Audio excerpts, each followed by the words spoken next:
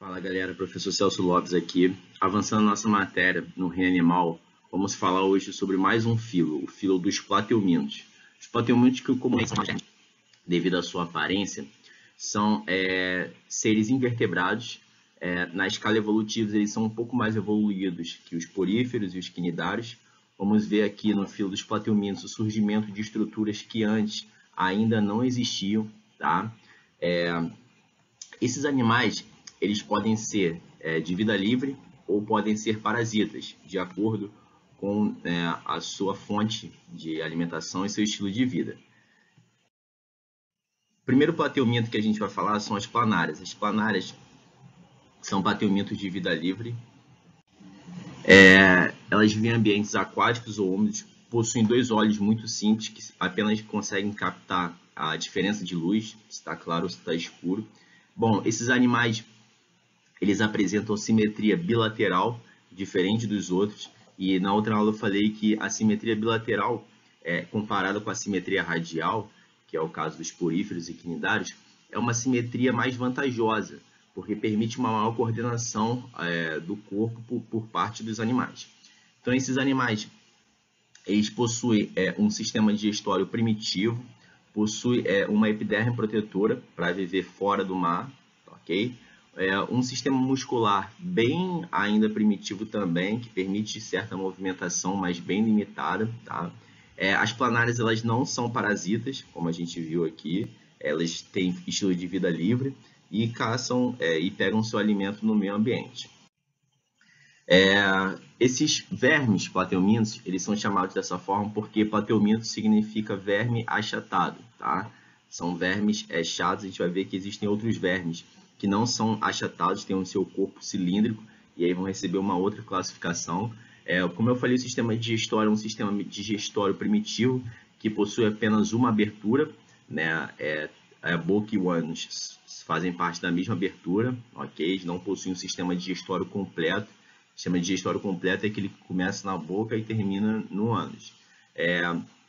Não possuem sistema respiratório, então as trocas gasosas são feitas pela própria epiderme. Esse tipo de respiração é chamado de respiração cutânea. Cutânea quer dizer cutis, pele, então respiração pela pele. A gente vai ver mais para frente que outros animais que também realizam esse tipo de respiração são os anfíbios. Os plateumintos não possuem sistema circulatório, então o alimento digerido é enviado para as células por difusão. Então você tem ali um sistema digestório incompleto, primitivo, a digestão é feita. Quando as células absorvem os nutrientes, esses nutrientes são passados para outras células por difusão, ou seja, célula a célula, sem um sistema circulatório, que é o que acontece conosco. Tá? São os primeiros animais a apresentar sistema excretor, composto por protonefrídeo. Nefrídeo é um tipo de célula que faz parte do sistema excretor, ok? E aí a gente já tem que só fazer um parêntese aqui. Eu vou explicar isso mais para frente quando estudarmos sistema digestório nos seres humanos. Sistema excretor, né, e sistema digestório e tal são coisas diferentes.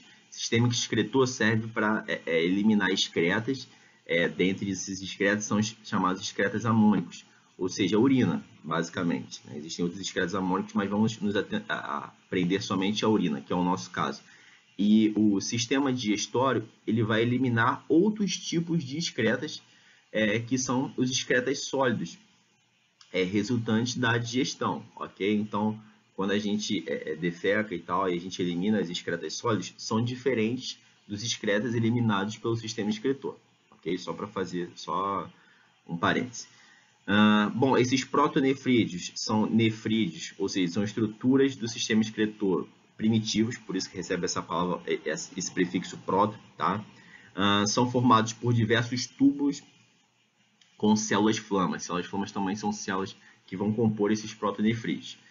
Apresentam um processo chamado cefalização, tá? Ou seja, cabeça com estruturas nervosas sensoriais. Entretanto, essas estruturas nervosas não podem ser chamadas de um sistema nervoso ou de órgão, porque são estruturas ainda muito simples. Então, essas estruturas são chamadas de gânglios, ok? Um gânglio nervoso, ele é um amontoado de células nervosas que não chega a ser um órgão, que como é o caso do nosso cérebro. Okay? Esses gânglios eles são projetos de órgãos ainda, projetos de cérebros nesse caso, tá? Então a gente diz que nos plateumintos o sistema nervoso deles é um sistema, entre aspas, ganglionar, ok? Bom, então as planárias elas possuem esses ocelos que eu já havia comentado, que são estruturas que são capazes de captar a luz. Não são olhos ainda, né? São estruturas que captam luz, são olhos primitivos, se assim a gente puder chamar. As espécies de plateumintos podem ser agrupadas em 3 classes. Classe cestuda, que são endoparasitas, ou seja, parasitas internos, geralmente com hospedeiros intermediários, que é o caso das tênias. Classe trematoda, parasitas de ciclos de vida que inclui um hospedeiro intermediário, que é o caso do Schistosoma mansoni, e a classe tubelária, animais de vida livre, que são as planárias. Eu não vou entrar em detalhes, tá? De cada um deles, ok? Porque aí já é um conhecimento muito mais específico. O que eu quero que vocês prestem atenção nessa imagem que eu coloquei. Aqui a gente vê um esquema do sistema nervoso primitivo das planárias, ok? Os gânglios cerebrais e uma rede de cordões nervosos longitudinais, tá? Conectados. Então a gente vê que é um sistema nervoso ainda bem primitivo, se comparado com animais mais complexos, mais evoluídos. E aqui as células fotorreceptoras dos ocelos. Células fotorreceptoras são aquelas que conseguem captar a luz. Bom, então as planárias elas são hermafroditas, ou seja, cada indivíduo possui tanto órgão masculino quanto órgão feminino, órgão sexual. Quando a gente encontra animais que possuem tanto órgão feminino quanto órgão masculino, a gente diz que essas espécies são monóicas. Elas conseguem fazer a própria fecundação. Na espécie humana, onde cada indivíduo possui um sexo diferente, né, a gente tem bem distinto sexo masculino e sexo feminino, nós dissemos que é uma espécie dioica. Então, as planárias elas podem se reproduzir sexuadamente ou assexuadamente por divisão. Sexuadamente é quando uma planária encontra a outra e aí ocorre troca de gametas. Né? Você tem a formação ali de indivíduos diferentes geneticamente. É mais vantajoso. Entretanto, elas podem fazer essa reprodução assexuada, onde não há troca de gametas. E aí, essa reprodução assexuada aqui, ela lembra um pouco até o brotamento lá das esponjas, mas nesse caso aqui, houve um corte no corpo da planária. E aí, como esses animais eles são animais bem simples, aquele corte, aquele pedaço que foi solto, ele consegue se desenvolver e gerar um outro indivíduo. Como é uma reprodução assexuada, esses indivíduos são geneticamente iguais. As tênias ou solitárias são plateumintos também, classificados como parasitas obrigatórios ou parasitas endoparasitas também. Eles vivem no interior do intestino delgado humano e o seu ciclo de vida inclui 2 hospedeiros. Esses hospedeiros eles são classificados em hospedeiros intermediários e hospedeiros finais. Nos hospedeiros intermediários nós temos o boi ou o porco e nos hospedeiros finais o humano. Mas a gente vai ver que existe uma outra modalidade dessa doença, dessa parasitose, chamada cisticercose, que tem como hospedeiro intermediário o ser humano e inclusive até uma forma mais grave. Mas vamos ver isso mais para frente. Então, a tênia, ela provoca a chamada tenise. Seu corpo, ele é composto, deixa eu só colocar a caneta aqui, por uma estrutura chamada de ventosa, né? Perdão, na verdade essa estrutura é chamada de escólex, com ventosas e ganchos, e essas ventosas e ganchos elas são utilizadas para fixar o verme na parede intestinal. A tênia, ela geralmente vive sozinha, por isso que ela é chamada de solitária. Esses animais eles são altamente competitivos, por isso que eles tendem a ficar sozinhos. Ela tem um corpo muito simples, apesar de ser um verme muito grande na fase adulta. E, além da cabeça, ela tem um corpo segmentado. Esses segmentos, também chamados de anéis, são chamados de plogotes. E a gente vai entender que, graças a essas plogotes, elas conseguem se reproduzir e disseminar a doença. Tá? Bom, a tenise ela é uma doença causada pela forma adulta da tênia, tá? Se essa tênia ela for via do porco, é chamada tênia sóleo, e a do boi, tênia saginata.